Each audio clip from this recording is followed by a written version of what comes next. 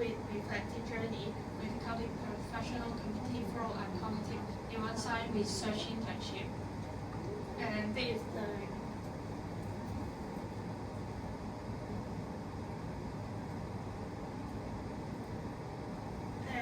the content page.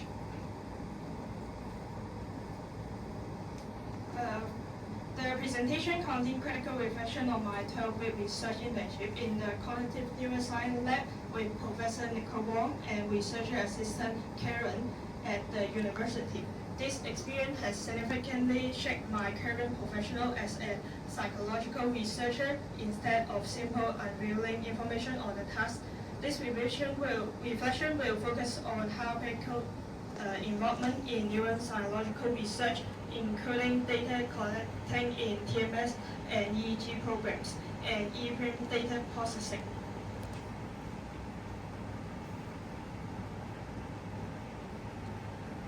The first reflection is the unpayment withdrawal of participants in the first month was the previous impediment to achieve our goal, which intentionally include gathering data related to the TMS investigation on the plastics of motor cortex over 3 months.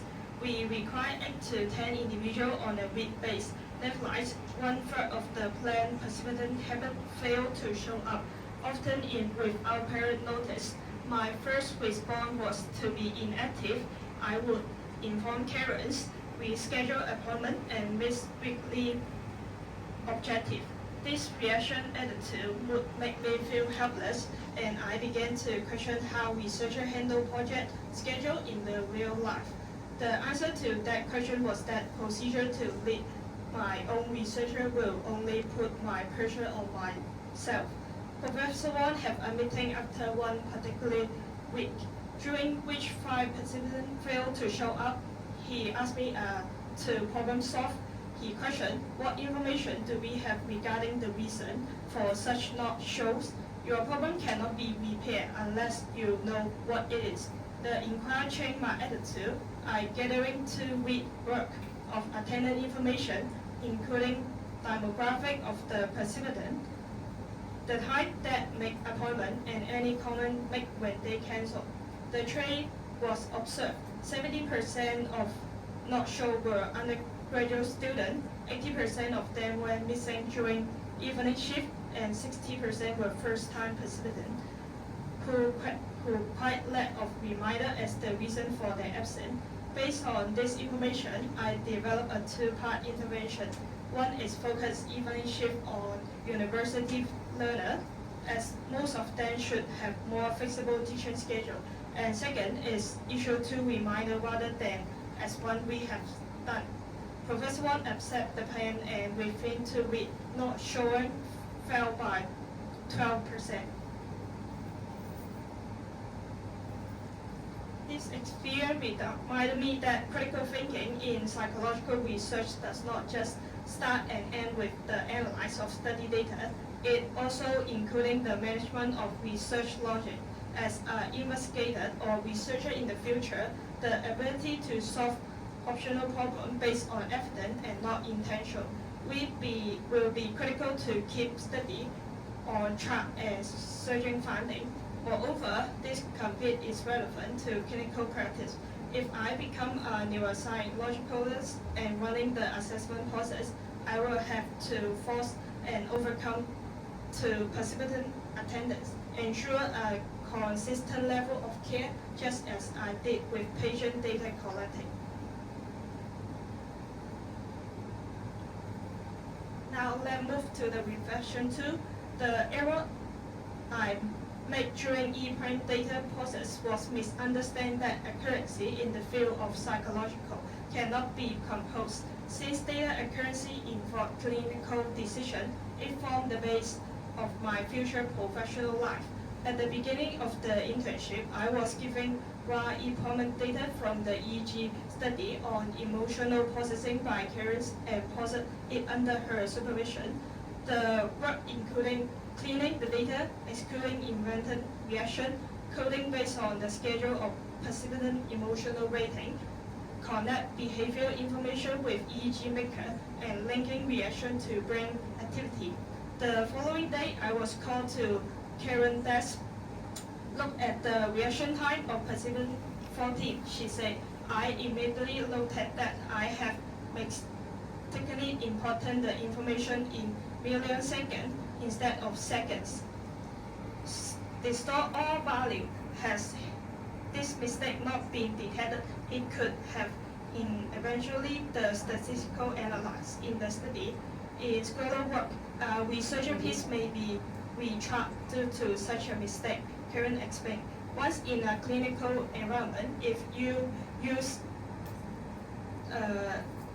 behavioral data to determine the cognitive function of a patient, incorrect data may result in misdiagnosis. Roger is not a choice, it's our way to keep participant, college, and patient in confidence. Her criticism was a wake-up call. This lesson will be invaluable in my future career. Roger will form the base of my professionals, whether I am conduct academic research or clinical neurological tests. My work will make or break critical decisions, make my patient and college.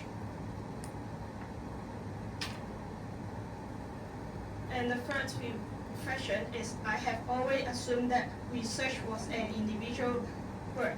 I complete lab assignment, wrote paper on my room, and seldom seek assistant. Think it mean I was incomplete. My first week of work while assistant with the TMS session, leading to my inability to memorize the safety checklist. I tried to improve rather than ask Karen about the issue in question, caused a 20-minute delay during which I was unable to follow the setting of the call. Later, Professor Wong reminded me that TMS is safe when appropriate, but dangerous when you use it inappropriately. If you are not sure, just speak up. Communication is not a sign of weakness. It is show how we ensure everyone's safety. I keep his word in my mind and start to reform my communication process at the end of each day. I set up 10-minute check-in with Karen to go over my question, which he complete as a time-saving technique and a way to avoid making error. This is a virtual lesson for my future career to coordinate patient care in a clinical setting. I will need to communicate with occupational therapy as well. During the internship, I learned that it is not only about speaking up, but also about listen and contribute ideas to the knowledge of other professionals.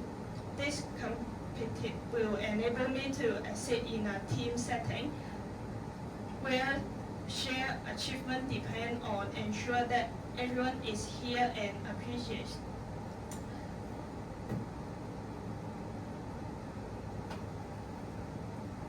One classmate looked at my example of create the data organization system effectiveness, showed that my communication turned individual idea into team impact, reinforcing that my collaboration contribution were meaningful, not merely as mandatory. This affirmed that proactive communication is a strength I should leverage in future role.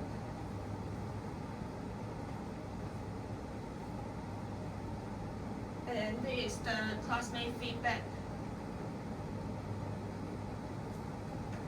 One is linking each reflection to career relevant, how to show solution applied to PI role and make your growth feel tangible, not just academic.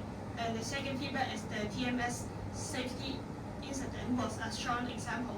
It showed how communication tied to either, not just efficiency. And at the end, I want to ask you guys a question. What are some proactive measures you feel are important to take when facing setback in a research project?